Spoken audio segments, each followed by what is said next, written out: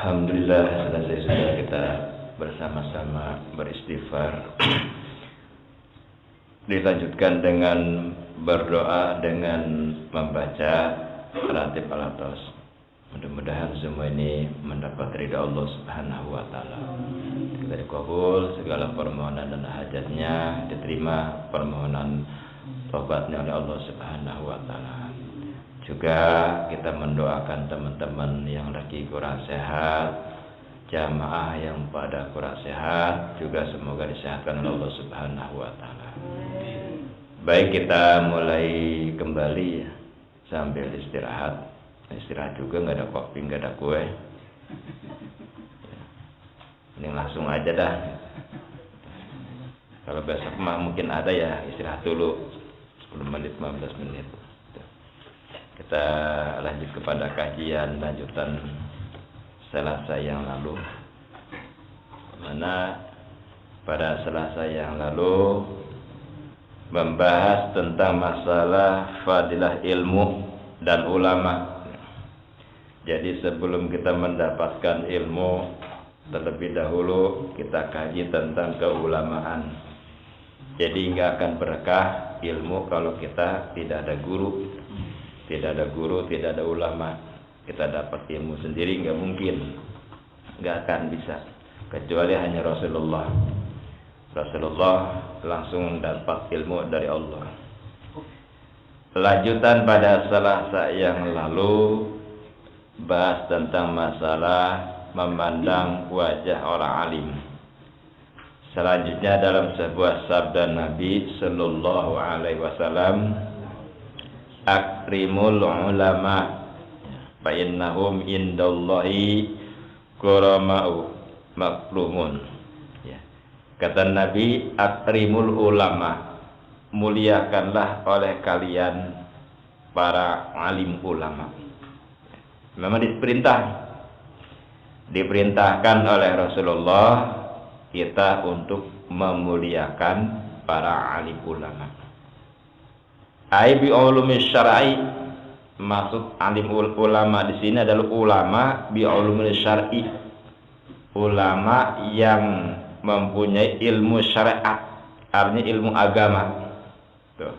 Ulama benar-benar memahami ilmu syariat, gitu. Dan mengamalkannya. Amilun kemarin disampaikan ya, ulama yang mengamalkannya. Bi ilmihi, dengan ilmunya. Ai bi ulumil ulama. Dengan apa kita memuliakan mereka? Ya, memuliakan para ulama sekalipun itu bukan guru kita seumpamanya, tapi memang tahu itu adalah seorang ulama, yakni bil qaul, dengan ucapan. Dengan ucapan ataupun dengan omongan. Kalau sekarang kan udah dunia modern dengan chattingan dan lain-lain, model seperti itu. Dengan WhatsApp, dengan WA dan lain-lain, gitu. Dimuliakannya dengan qaul, dan ucapan, artinya ucapan pembicaraan kita dengan ulama, kita benar-benar ditata dan rapi. Ucapannya sopan, bahasa yang bagus, bahasa yang bijak, bahasanya tidak kasar terhadap para alim ulama. Wal fi'li, dan dengan perbuatan. Bagaimana dengan perbuatan? Ya, kita menghargai dan menghormati beliau para alim ulama yang benar-benar alim dengan keulamaannya. Baik itu kita menghormatinya dengan gerakan tubuh maupun menyumbangkan tenaga kita, mengorbankan tenaga kita untuk ulama, baik dalam hal pekerjaan dan lain-lainnya. Itu sudah termasuk kita memuliakan ulama. Kenapa kita harus memuliakan ulama? Fa innahum indallahi kuramaun. Maka sesungguhnya mereka itu para alim ulama itu sangat dimuliakan oleh Allah. Allah saja memuliakan. Kemarin ayat sudah dibaca. Ya, syahidallahu annahu la ilaha illallah. Ya. Jadi yang Allah, yang menyaksikan Allah adalah para alim ulama. Maka dimuliakannya ulama di sini tadi disampaikan ada dengan kaul maupun dengan fi'li.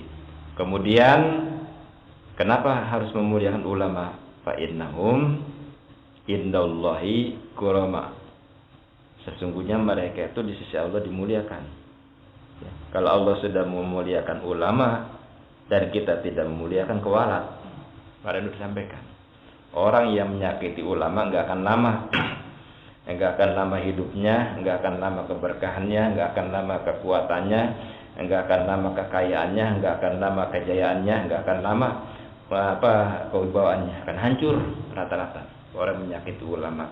Maka wanti-wanti jangan sampai Allah memuliakan mereka, kita menghinakan mereka. Nah, itu. Allah memuliakan ini kiai, memuliakan ini seorang ustadz, memuliakan seorang habaib, kita menghinakan mereka. Ya. Maka yang akan bertindak hanya Allah, bukan ulama. Ulama nggak tahu. Ulama nggak tahu dibenci oleh umat. Kiai nggak tahu dibenci oleh santrinya. Kiai nggak tahu dibenci oleh jamaahnya. Nggak tahu. Tapi Allah lebih tahu. Allah memuliakan, kita menghinakan. Hancur. Ya. Maka jangan suka suudon maupun kita ikut-ikutan ketika ada seseorang mencaci maki ulama, kita jangan. Ya, jangan sekali-kali. Kalau bisa kita tinggal pergi. Siapapun ulamanya dia caci maki, ya diomongin. Wah, ustadzan mau kagak bener gini. Tukang mintain zakat, tukang ngingetin zakat, ada maunya, tinggal pergi. Orang yang begitu. Kenapa kita dengerin juga udah dosa. Ya, udah kita tinggal pergi. Kita ngambil keilmuan para alim ulama. Itu. Jadi yang mana yang tadi disebut ulama adalah bi'ulumus syar'i, yang memahami ilmu syariat. Apa tuh ilmu syariatnya? Yang dijalankan sehari-hari.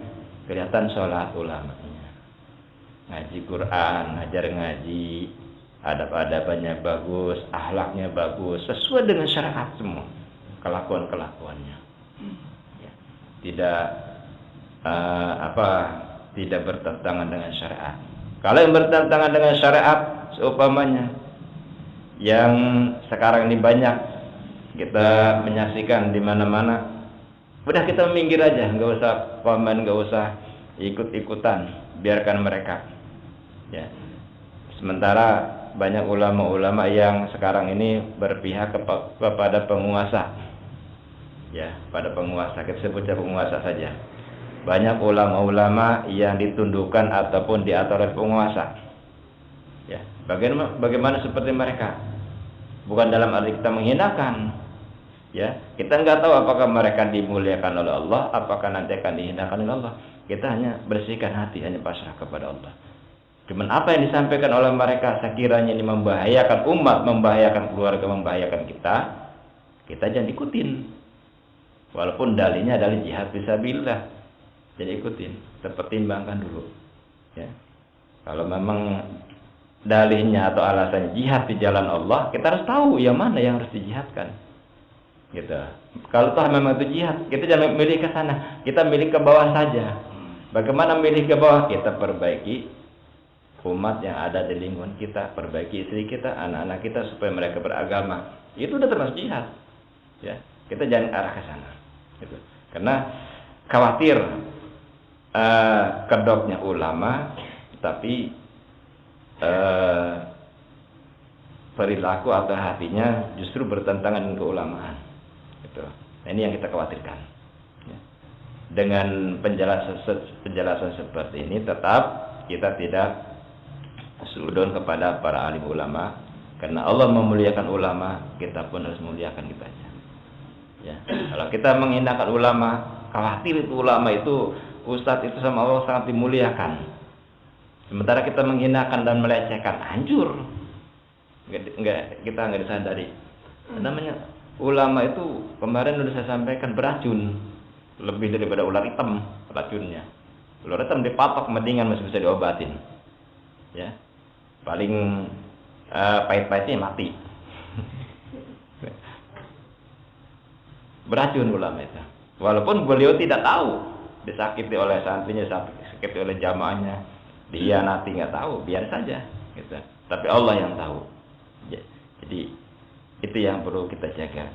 Ya, maka di awal pengajian ini kita memulai dengan menghormati para alim ulama.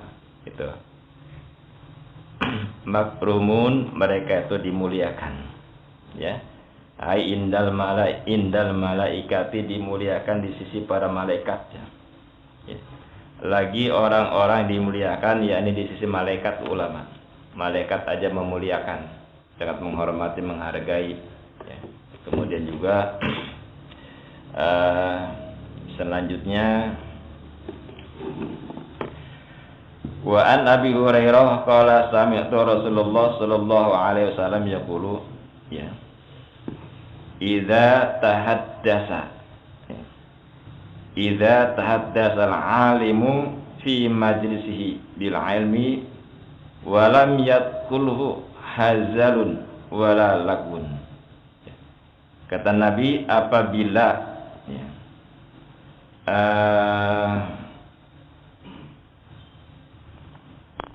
orang alim berbicara di majelisnya tentang suatu ilmu dan ia tidak terselip, artinya orang alim itu tidak menyelipkan masuk dalam bicaranya itu senda gurau, ya, dan tidak pula berkata sia-sia.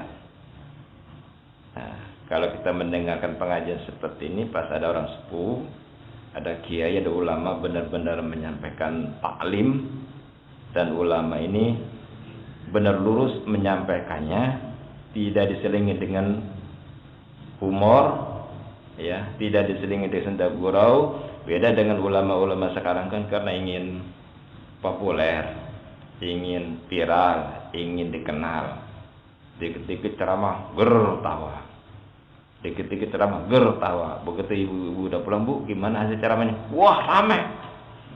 Nah, jadi jawaban dari ibu-ibu, rame. Orang enak ceramahnya, rame itu katanya. Kayak film rame. Si Putra dari Gua Hantu ya rame itu. Jadi ceramahnya itu lebih banyak senda guraunya, lebih banyak berkata-kata sianya. Gitu, hal seperti itu. Seperti itu. Yang dimaksud di sini adalah apabila seorang alim, seorang kiai, seorang ulama menyampaikan ilmu di satu majelis atau satu tempat dengan ilmu yang mana ketika menyampaikan tidak diselingi dengan guyonan, tidak diselingi dengan tertawa dan lain-lain, khalaqallahu ta'ala, ya, khalaqallahu ta'ala min kulli kalimatin tola'at min famihi malakan. Maka Allah akan jadikan setiap kalimat yang keluar dari lisannya ulama tersebut, tiap kalimat yang keluar dari kiai atau dari ulama tersebut yang menyampaikan taklim itu malakan, satu malaikat, ya, beberapa malaikat. Setiap kata demi kata yang dikeluarkan itu keluar dari pamuhu, itu adalah mulutnya, keluar dari mulutnya itu ulama atau kiai, itu ustaz, malaikat. Jadi ternyata penciptaan malaikat itu dari nur ada seperti itu. Tercipta dari tetesan air wudu, tercipta dari kalimat-kalimat kata demi kata seorang ulama, seorang alim akan menjadi malaikat, dan malaikat itu kemudian yastaghfirullah lahu wa lisamihi ila yaumil qiyamah. Setelah malaikat itu keluar dari mulutnya orang alim tersebut, malaikat itu memintakan ampun bagi orang alim yang menyampaikan tausiah, yang menyampaikan ilmu, dan bagi walisamihi, bagi pendengarnya, yakni bagi jamaahnya yang mendengarnya, ila yaumil qiyamah, sampai hari kiamat. Coba, Masya Allah, itu ilmu pentingnya itu. Sampai hari kiamat itu malaikat memintakan ampun. Kata malaikat, Allah maghfir li fulan bin fulan, Allah maghfir li fulan bin fulan, ya Allah ampunilah dosanya si Anu bin Anu. Itu selalu begitu malaikat. Itu malaikat yang tercipta dari mulut ulama yang ketika menyampaikan kata demi kata.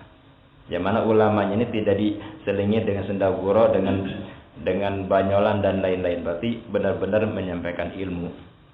Ya, atau kalau gitu ngantuk dengerinnya, ya udah pasti ngantuk.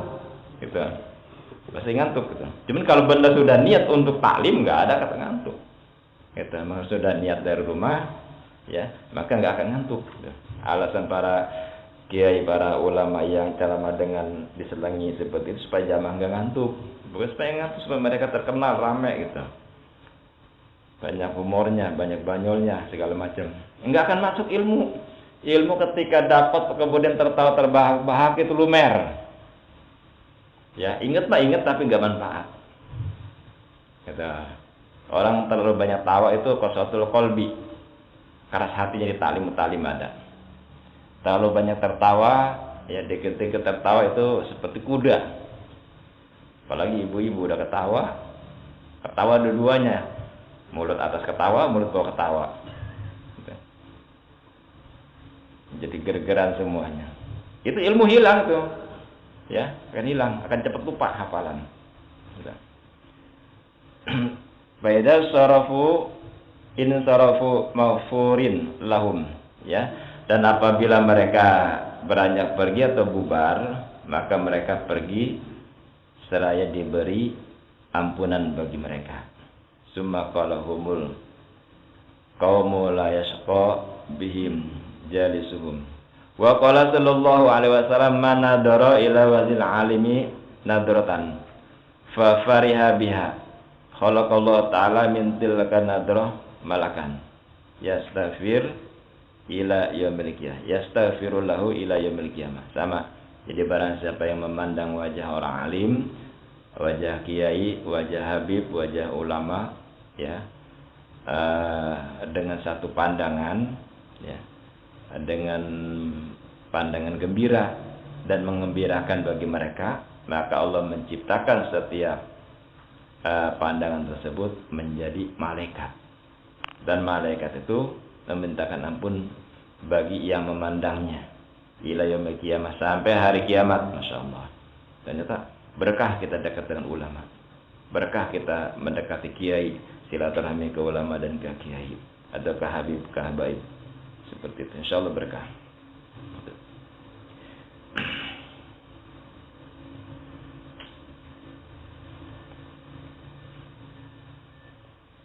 Ya begitu luar biasanya, ya, satu kemuliaan kita bisa mendapat ke bawah kemuliaannya dengan berkah para alim ulama, berkah para kiai, berkah para habaib, gitu. Dan selanjutnya dalam keterangan hadis lain, wa qala Nabi sallallahu alaihi wasallam, ya. Ini bagi orang yang pada cinta Rasul, cinta Nabi, cinta Maulid, cinta habaib, ya, cinta para ulama, kan ada istilah cinta ulama, cinta Rasul, cinta habaib, ya. Ada keterangannya di sini.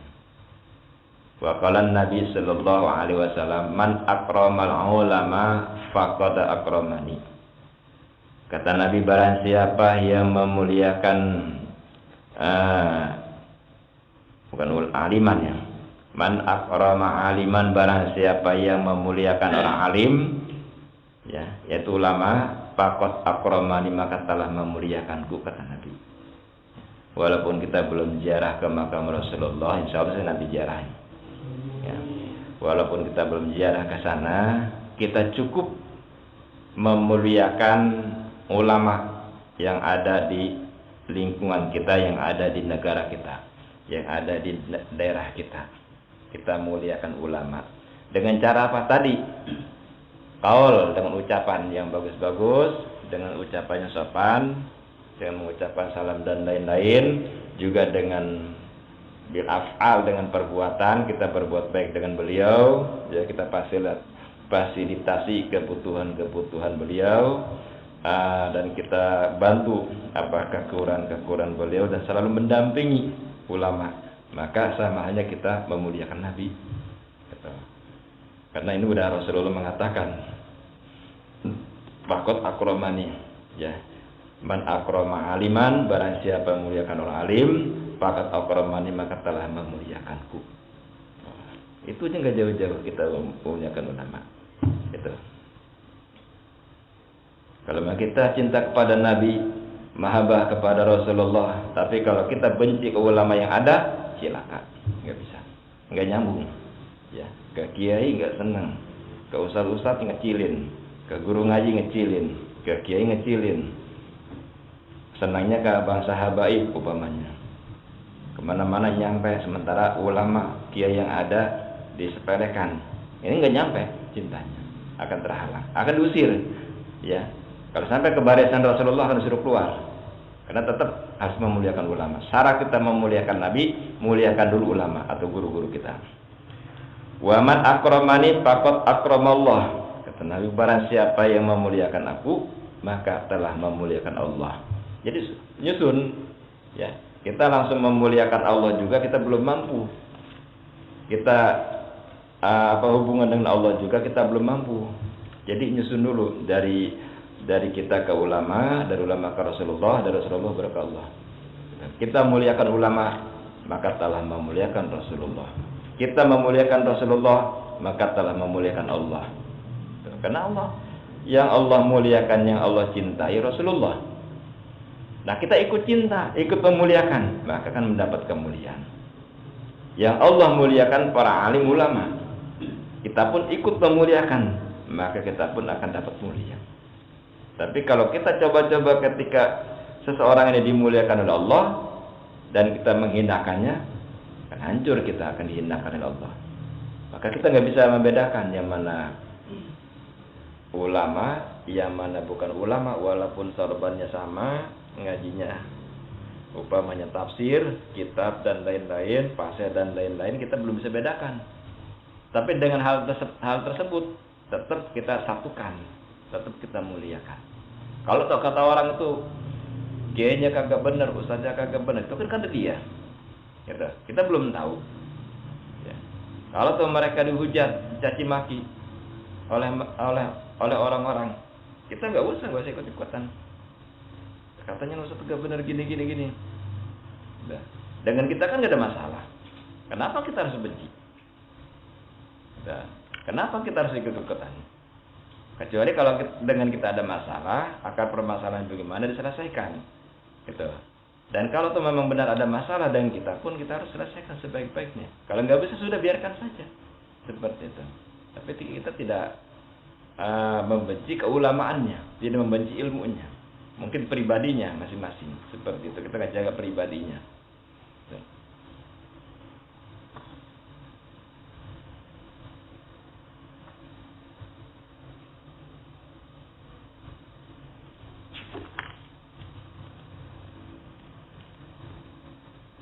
Selanjutnya, wa man akramani faqad akramallah. Jadi barang siapa yang memuliakanku, kata Nabi, faqad akramallah, maka telah memuliakan Allah. Wa man akramallah fa ma'wahul jannah. Dan barang siapa yang memuliakan Allah, maka tempatnya adalah surga. Jelas kalau kita sudah memuliakan Allah, surga tempatnya. Namun bagaimana cara memuliakan Allah? Tadi jalannya, muliakan dulu ulama, muliakan. Kalau kita sudah memuliakan ulama, maka sama halnya memuliakan Rasulullah. Sudah memuliakan Rasulullah, sama halnya memuliakan Allah. Kita memuliakan Allah, tempatnya adalah surga. Susunannya, ketika kita memuliakan ulama, sudah tentu kita ini akan turut dan anut dengan perintah-perintah ulama, itu maksudnya. Nah, kalau kita benci sama ulama, benci sama kiai, benci sama ustaz, nggak seneng, bagaimana kita mau ngikutin anjuran mereka? Orangnya kagak kita senengin gara-gara kita terprovokasi umpamanya. Kemudian ulamanya tersebut menyampaikan dakwah ke kita, nggak akan kita terima dakwahnya karena hati kita lagi lagi kotor ke ulama, gitu, ke kiai atau ke ustaz. Ketika ustaz mengajak ibadah, boro-boro kita mau, bahkan kita jadi benci. Ketika kiai ngajak sholat, boro-boro mau, malah kita membenci. Bagaimana kita mau selamat? Bagaimana kita mau mulia? Nggak akan bisa. Jadi ketika seseorang itu memuliakan ulama, maka otomatis karena udah cinta ke ulama, apapun yang disampaikan oleh ulama pasti dijalankan. Itu maksudnya. Kalau kita sudah menjalankan perintah-perintah ulama, sama halnya kita menjalankan perintah Rasulullah. Kalau kita sudah menjalankan perintah Rasulullah, baru kita sampai kepada Allah kemuliaannya. Allah memuliakan kita. Dan kita lanjut lagi. Kenapa kita harus memuliakan ulama? Kata Nabi, akrimul ulama fa innahum warasatul anbiya. Muliakanlah oleh kalian semua para alim ulama. Maka sesungguhnya alim ulama itu warasatul anbiya, adalah pewaris daripada nabi, para nabi. Faman akramahum faqad akramallah wa rasulahu. Barang siapa yang memuliakan mereka, maka Allah Ta'ala barang siapa yang memuliakan mereka, faqad akramallah wa rasulahu, maka telah memuliakan Allah dan Rasulnya. Itu udah jelas-jelas Rasulullah seperti itu. Rawahu Khatib, ya, diriwayatkan oleh Imam Khatib wal Al-Baghdadi. Wa qala Nabi sallallahu alaihi wasallam, dan bersabda Nabi sallallahu alaihi wasallam, naumul alimi afdalu min ibadatil jahil. Tidurnya orang alim, ya, tidurnya orang alim itu lebih utama, ya, daripada ibadahnya orang bodoh. Ya, kalau bahasa Arab jahil, tidurnya aja seorang kiai, seorang ustadz itu lebih utama daripada orang bodoh yang ibadah. Pengertiannya gini, ketika orang alim itu tidur, atau seorang ulama, ya, tentu mereka tidurnya seperti bukan seperti kita. Kalau kita di mana jadi, ketika kita ngantuk langsung tidur, ya, apalagi sekarang teman tidurnya adalah handphone, ya, sambil main HP atau tidur. Nah, kalau orang alim, gitu, maka kita sulit mencari orang seperti ini. Tapi jangan menganggap tidak ada. Kita nggak tahu yang kita hadapkan nanti, kita ketemu apa itu, mungkin orang-orang alim, kita juga nggak tahu, ya. Tapi sulit kalau diprediksi sini. Yang namanya orang alim itu ketika akan tidur, mereka bersihkan dulu. Mereka biasa berwudu, ambil air wudu, kemudian niat dan baca doa mau tidur, kalimat-kalimat doa ketika mau tidur baca. Kemudian setelah mereka itu tidurnya menghadap kiblat, ya. Dari mulai tidur, mulai berzikir sampai tertidur. Tertidurnya tuh berzikir, tarikan nafas, menyebut nama Allah, keluar nafas, sebut Rasulullah, Allah Muhammad Rasulullah, Allah Muhammad Rasulullah, sampai beliau tertidur. Itu tidurnya saja sudah ibadah. Karena setiap tarikan napas, keluar napas itu jadi ibadah. Mau tidur ambil air wudhu dulu, udah ibadah. Dijaga oleh para malaikat dalam tidur. Nah, dibandingkan dengan orang bodoh, orang awam, ya, mereka ibadah, gitu. Ibadahnya dengan kebodohannya. Kalau baca Qurannya memang belum bisa, ya, nggak lancar dan nggak mau belajar. Mereka sholat tahajud pun ya sholat doang, karena lagi ada butuh, ada hajat, dia sholat tahajud, katanya suruh sholat tahajud, ya, sholat 5 waktu dijalanin, katanya kalau pengen lancar sholat 5 waktu, gitu. Pengen lancar usaha, jalanin sholat, dia jalanin semua. Itu kan ibadahnya orang awam, orang bodoh. Jadi ibadahnya bukan karena ilmu, tapi karena tujuan. Dan lagi pula yang mereka jalankan sholat, puasa dan lain-lain tidak berdasarkan syar'i. Banyak kesalahan rukun-rukunnya dan syarat-syaratnya. Nah, ini perbandingannya. Maka orang jahil, orang awam itu ibadah dibanding dengan tidurnya orang alim, itu lebih utama daripada orang alim. Ya, orang alim tidur udah dapat keutamaan seperti itu. Istimewa dari Allah seperti itu. Itu luar biasa. Maka kalau itu enak loh, enak jadi orang alim. Ya, harus jadi orang alim. Kitanya belum ketinggalan kalian semua menjadi orang alim. Menjadi alim ulama belum ketinggalan, masih bisa belajar. Ya, masih bisa belajar, belum ketinggalan. Maka keistimewaan orang alim itu benar-benar diistimewakan oleh Allah dan juga oleh para malaikat.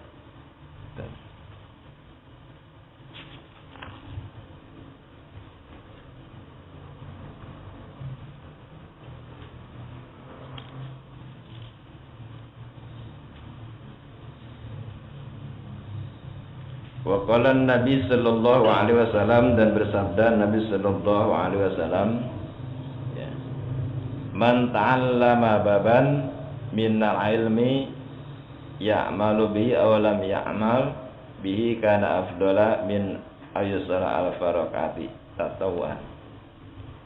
Kata Nabi, barang siapa man ta'allama, ya, barang siapa saja yang mempelajari satu bab, ya, man ta'allama baban, mempelajari satu bab. Bab di sini bab satu pasal pelajaran, seperti umpamanya bab fikih ngajarin tentang masalah wudu, umpamanya itu kan satu bab khusus ngajarin tentang masalah wudu, atau ngajarin tentang sholat, itu kan satu bab, ya. Barang siapa saja minal ilmi, dari ilmu, ya'malu bihi aw lam ya'mal, diamalkan atau tidak diamalkan pada saat itu, maka itu adalah lebih utama daripada sholat 1000 rakaat, ya, yaitu sholat sunat. Sholat sunat 1000 rakaat dibanding kita menuntut ilmu, mempelajari bab wudu umpamanya, ya, membatalkan wudu, makruh wudu, kita pelajari dengan seorang guru kita umpamanya, sedang diajarkan, kasih pengertian, dibandingkan dengan ibadah sholat sunnah 1000 rakaat, itu lebih utama kita belajar pelajaran satu bab. Tuh, sholat sunnah 1000 rakaat itu berapa lama? Ya, baru 23 rakaat aja udah sengkleh, apalagi 1000 rakaat. Nah, ini lebih utama mempelajari bab ilmu walaupun hanya satu bab. Kenapa? Ya, kalau orang sholat sunat 1000 rakaat mau 2000 rakaat, siapa aja bisa. Betul. Siapa saja bisa melaksanakan sholat sunat.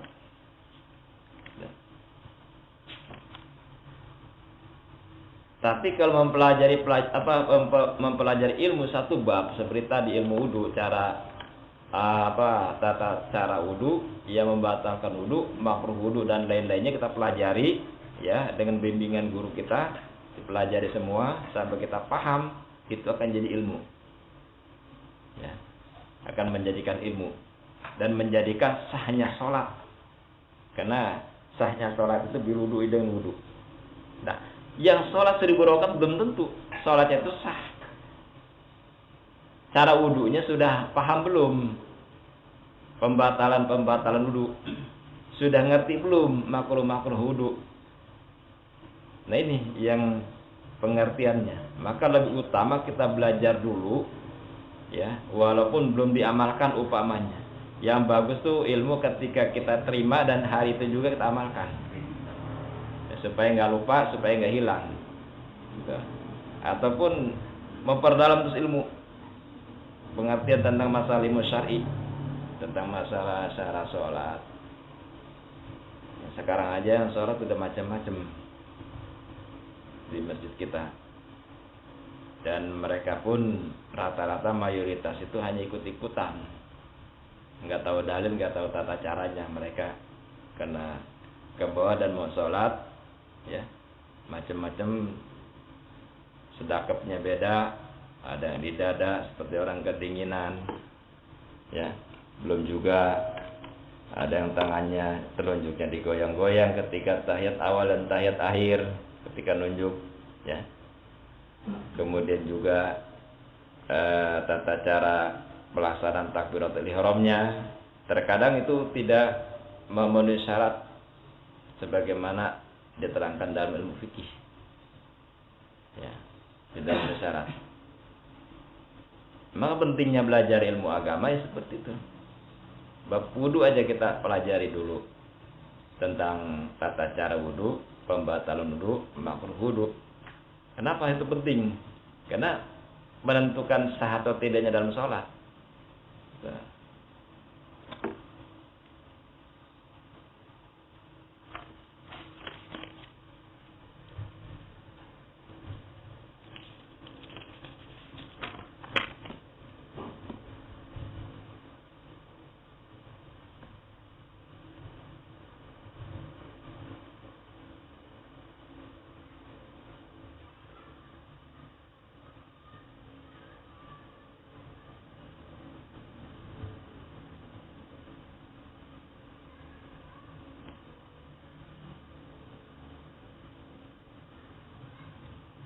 Selanjutnya ada keterangan dari Umar bin Khattab radhiyallahu anhu dalam sebuah hadis. Rasulullah berkata, ini berkaitan dengan masih bahasan ulama. Innal alima idza lam ya'mal bi ilmihi la'anahul ilmu min jawbihi. Sesungguhnya orang alim ya tidak mengamalkan ilmunya. Lam ya'mal, tidak mengamalkan ilmunya. La'anahul alimu, maka ilmu itu melaknatnya. Min jawbihi, dari bagian dalam tubuhnya. Nah, sebaliknya juga setelah alim, setelah ngerti tentang urusan agama, ilmu syar'i, kemudian tidak diamalkan oleh pribadinya, nggak dipakai oleh pribadinya, maka ilmu yang telah didapat itu akan melaknat tubuhnya, akan melaknat bagiannya, bagian dari tubuhnya.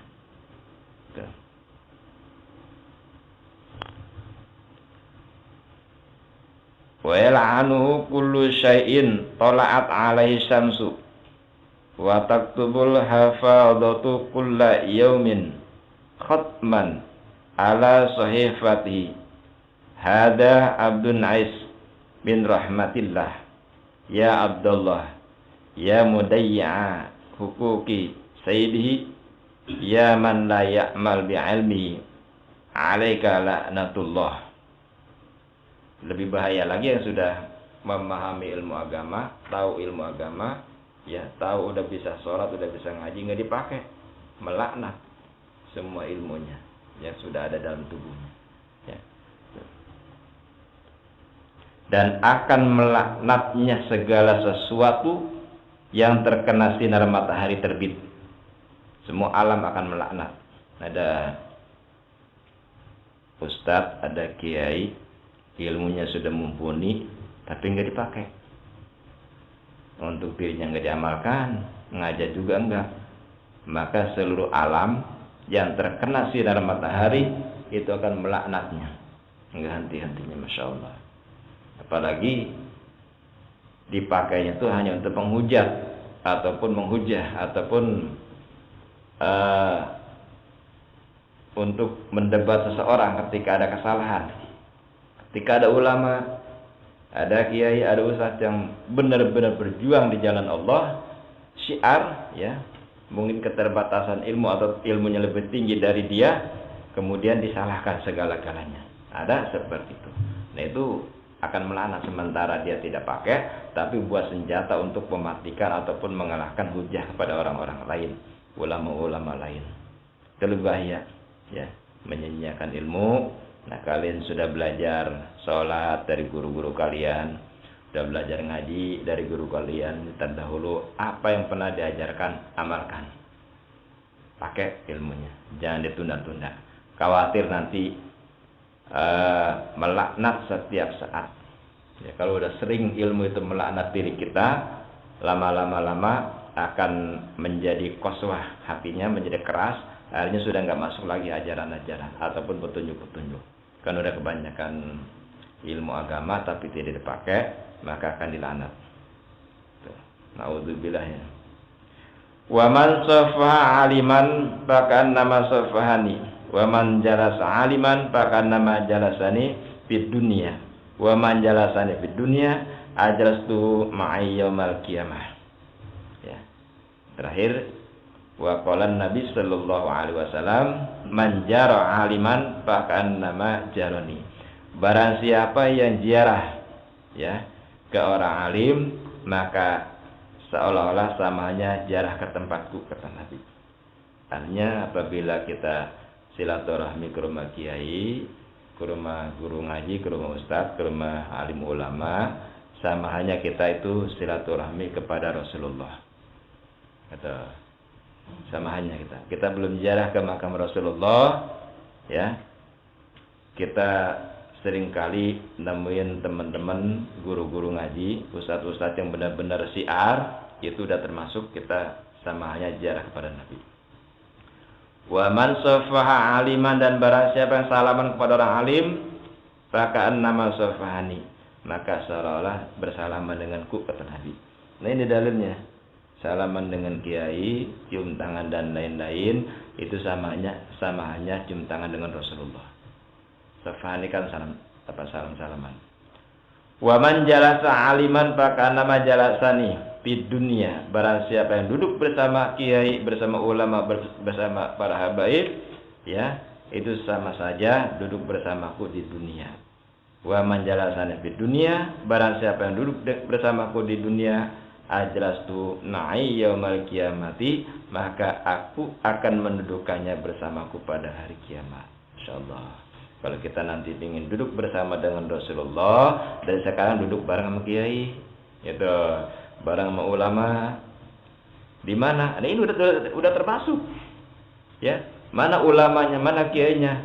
Kitab yang kita baca, kitab ulama, kitab kiai yang kita baca. Gitu. Kalau model Abi ini dan Ustaz Tanto yang lain-lainnya, ini ada sebagai sebagai tolib, sebagai orang yang sedang menuntut ilmu atau mulai mengamalkan ilmu. Gitu. Beda dengan ulama dan kiai. Jadi di sini kita ambil tabaruk, ngalap berkah kitab ulama, kitab kiai yang kita baca. Sama aja kita duduk bersama kiai. Nah ini sama aja nanti insya Allah kita akan duduk bareng dengan Rasulullah Sallallahu Alaihi Wasallam. Ternyata tidak susah kita bersama dengan Rasulullah. Cukup setiap malam Selasa atau malam-malam lain pengajian kita. Jangan lihat yang ngajarnya, tapi lihat yang disampaikannya. Itu yang disampaikan oleh ulama, disampaikan oleh Rasulullah. Sama hanya kita nanti, kita ini bersama dengan Rasulullah. Masya Allah. Enggak ini ternyata enggak sulit. Ada dalam keterangan. Wa an Anas bin Malik anna Rasulullah sallallahu alaihi wasallam qala man zara aliman faqad zarani wa man zarani wajabat lahu syafaati. Kata Nabi, barang siapa yang ziarah kepada orang alim, kepada kiai, kepada ulama, para habaib, faqad zarani, maka telah ziarah kepadaku. Wa man zarani, barang siapa yang ziarah kepadaku, wajabat lahu syafaati, maka wajib baginya mendapatkan syafaatku, kata Rasulullah. Subhanallah. Tambah dengan syafaatnya, kita udah duduk kita bersama dengan Rasulullah, kita juga dapat syafaat. Ya. Gimana syafaatnya dari Rasulullah? Kita kan banyak kekurangan dalam ibadah. Banyak kekurangan, banyak keteledoran ketika kita sholat.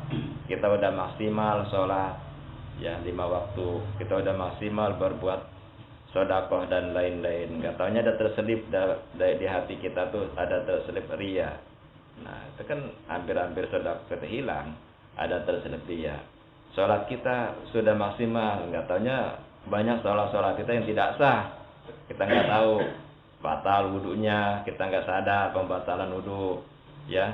Kemudian juga banyak ibadah-ibadah yang tidak Allah terima dari perbuatan kita, mungkin banyak ada perbuatan dosa yang tidak kita sadari.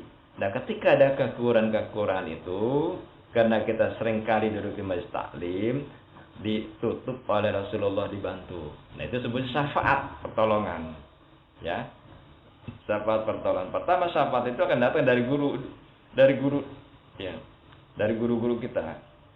Karena setiap guru, setiap kiai punya santri dan punya murid. Nah dia akan ketemu dengan murid-muridnya. Gitu. Ketika terjadi apa-apa, maka beliau akan minta bantuan kepada Rasulullah. Ya, sesunahnya beliau akan minta bantuan kepada guru sampailah kepada Rasulullah. Tolong itu murid saya, santri saya dibantu. Apakah kurangannya? Ini ada beberapa salat yang tidak terima, kemudian amal ibadah ada yang tidak terima akibat riya. Nah itu aturan kita akan cilaka karena kita mahabbah kepada Rasulullah, hadir di majelis taklim, nah kita mendapatkan syafaatnya.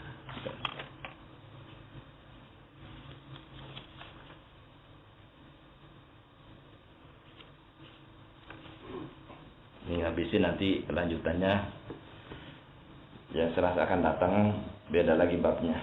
Ini terakhir.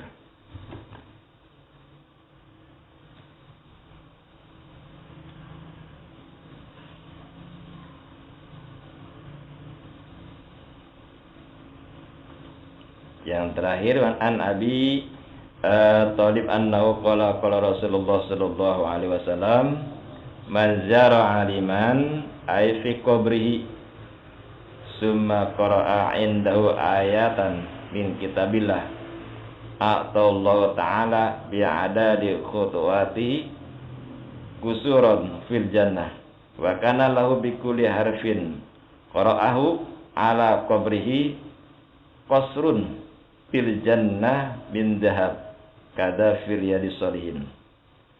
Terakhir kata Rasulullah sallallahu alaihi wasallam, barang siapa ziarah aliman ay fi qabrihi, yakni di kuburannya, ini kepada orang alim yang sudah wafat, para kiai, para habaib, terus wali-wali songo, kita ziarah ke sana, benar-benar ziarah, ya, ziarah ke para makam wali songo. Summa qara'a indahu ayatan min kitabillah. Ini dalilnya. Kemudian di sisi makamnya membaca ayat Al-Qur'an. Surat Yasin, Al-Baqarah, Ar-Rahman atau surat apa saja yang dibaca atau tahlil, maka Allah Ta'ala, ya, maka Allah akan memberikan kepadanya untuk hitungan langkah-langkahnya akan gedung-gedung di surga. Ya, langkah kaki kita menuju ke tempat ziarah ke ulama, ya, itu akan menjadikan gedung, menjadikan hotel, menjadikan bangunan di surga. Yang itu diperuntukkan untuk diri kita sendiri.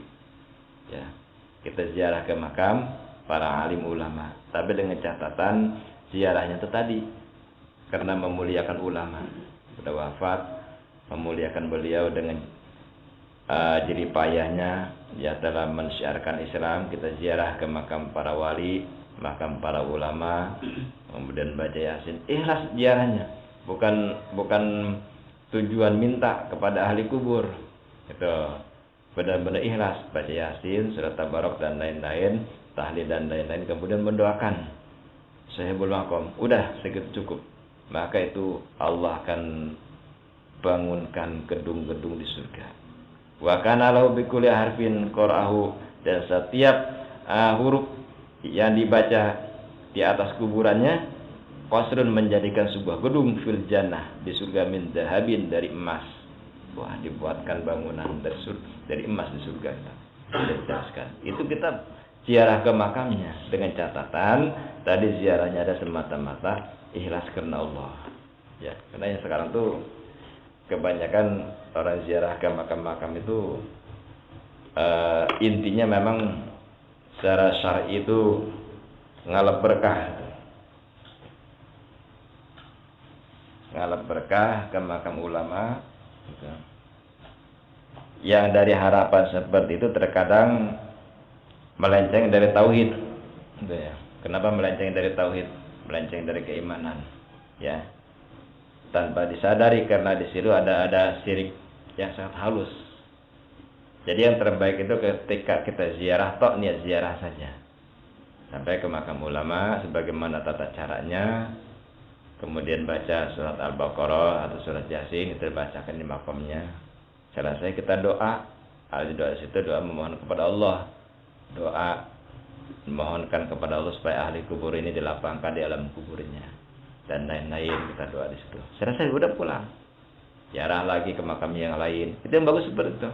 Sampai ngaji Yasin atau baca tahlil. Udah, jangan minta apa-apa. Itu.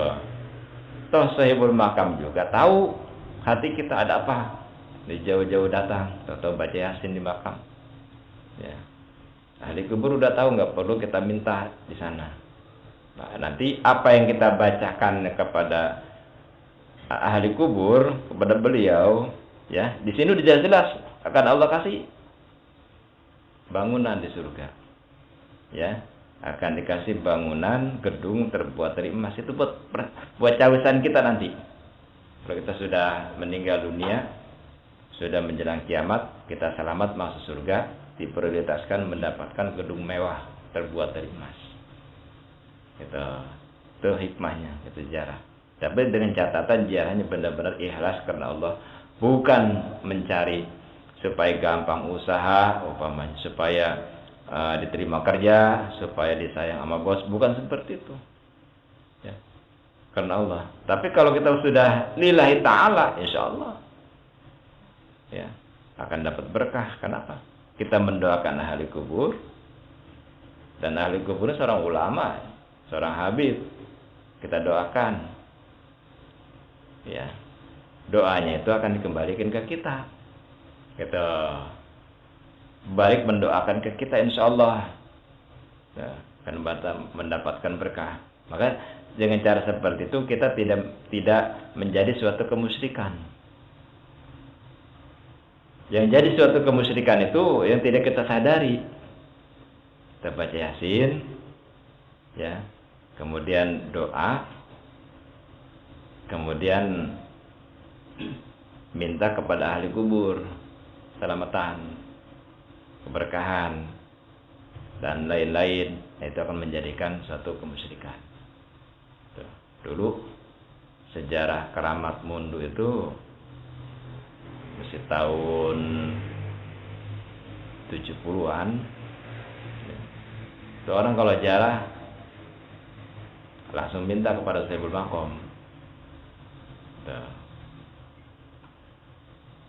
Bah, ini saya datang jauh-jauh nih, punya hajat, mau hajatan, menyatin bocah.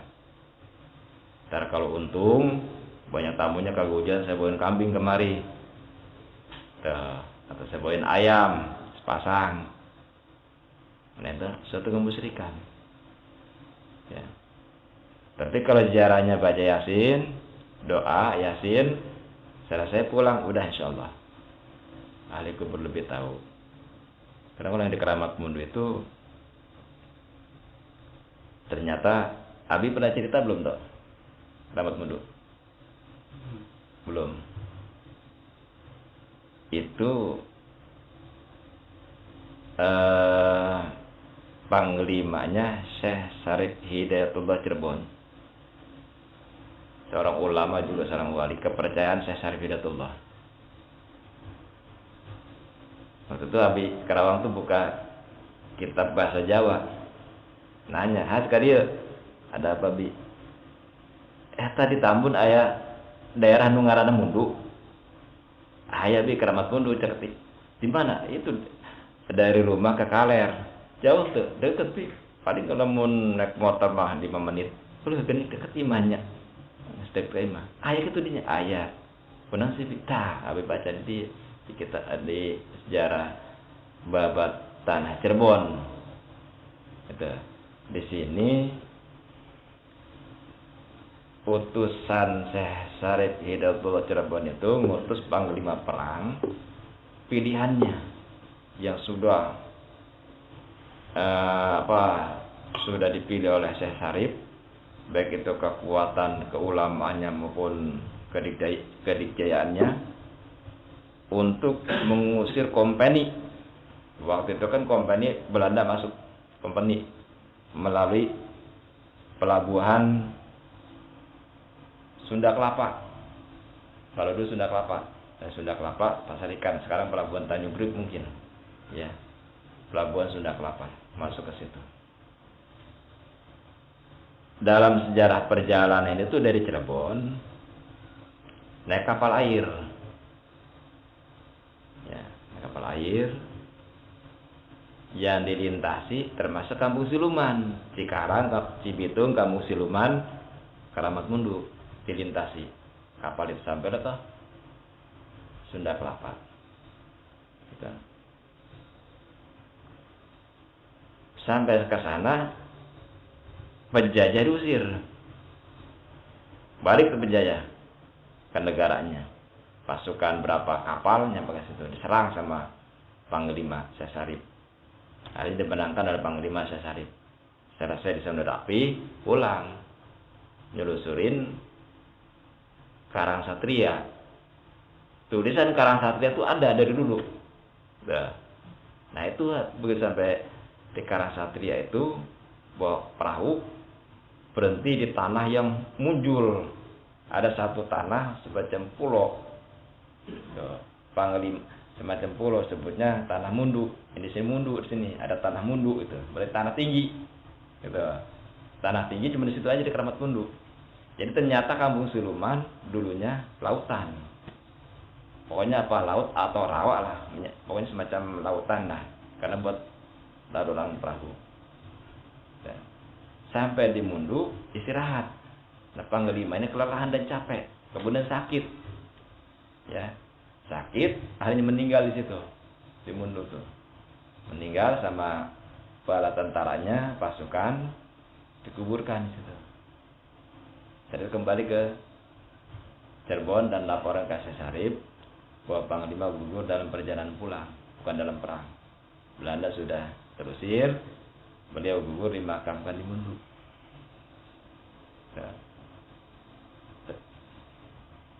Nah, Abi nanya di situ, ada makam sana? Ada, Bi. Namanya sana Keramat Mundu, Mbah Mundu. Nah, iya. Putusan dari Cirebon. Nah, namanya siapa Abi nyebutin? Percis almarhum Pak Haji Warna waktu Abi masih bujangan pernah ziarah ke sana. Ya. Ketemu sama Pak Haji Warna. Ngobrol dari jam 3 sampai subuh. Salat subuh salat subuh berjamaah, ngobrol lagi sampai pagi sama almarhum beliau itu. Cerita asal muasal Mbah Mundu. Kata beliau dari Cirebon. Dan namanya itu masih ada gelar habaib. Tuh, ada 3 silsilah sebutkan. Kalau Abi ingatnya tuh Al-Habib Abdurrahman, kesannya apa tuh? Pokoknya lupa lah itu, karena gak dicatat. Gitu. Dan Abi bilang di Kerawang, ini masih keturunan dari Syekh Sarif. Masih ada ini, masih ada silsilah Panglima ini. Katanya keterangan dari Abi itu berdasarkan kitab Jawa, Babat Tanah Cirebon. Perjalanan Panglima perang tersebut. Nah, ternyata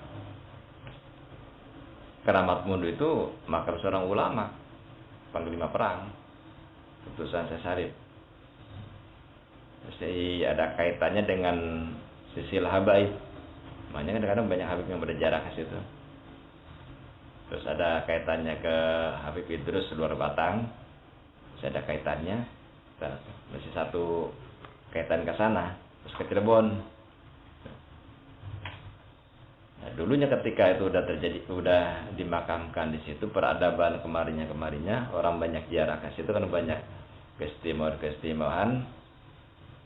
Ziarahnya yang namanya ziarah itu karena tidak ada bimbing, langsung minta kepada ahli kubur. Ya rata-rata pada dijabah gitu. Karena setiap ziarah pasti ada setannya, ada jin, tempat-tempat penjarahan. Gitu. Banyak dijabah lah gitu. Setelah dipegang sama Pak Haji Warna, mulai yang pada jarah itu dibimbing baca Yasin, baca tahlil. Dulu terang-terangan minta. Sama dengan Pulau Batak. Saya Puro. Pulau Batak di tahun 60-an tuh orang jarah lah, langsung aja minta ke kuburan. Langsung minta gitu. Nah, begitu kunciannya yang megang itu santri, ya pernah di pesantren mulai dirubah, dibaca ratib, baca Yasin. Itu belum lama katanya tetap pembacanya. Kalau nggak salah tahun 80-an kemari lah mulai dibaca Yasin, baca tahlil. Dulu enggak, langsung jarah tuh, langsung bakal menyan, bah ini tamu datang dari Bekasi, keperluannya nih jomblo, pengen buru-buru dapat jodoh. Gitu. Itu langsung minta ke mbahnya, bakar menyan kan, terus naruh duit ya, karena kan duit bersih tuh. Kalau pas lagi tuh lemparin duit kan itu.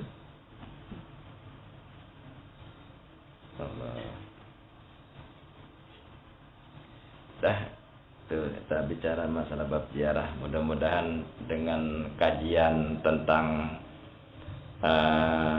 alim ulama kita mendapatkan keberkahan dan mendapatkan ilmu yang kesimpulannya ya, kita jangan ikut-ikutan membenci ulama, membenci alim ulama itu aja.